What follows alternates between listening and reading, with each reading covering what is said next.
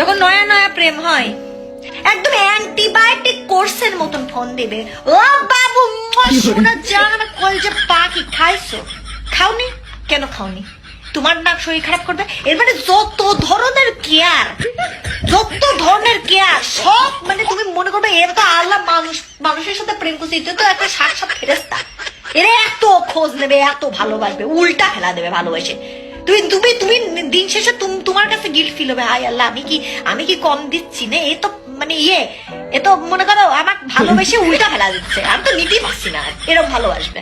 তারপরে আসবে তুমি বিয়ের কথাতে। আচ্ছা শোনো, আমাকে না বাসা থেকে একটু প্রেশার দিচ্ছে, বাসা থেকে ছেলে টেলে দেখতেছে, আমি কি তোমার কথা বলবো? বাসায় জানানো দরকার।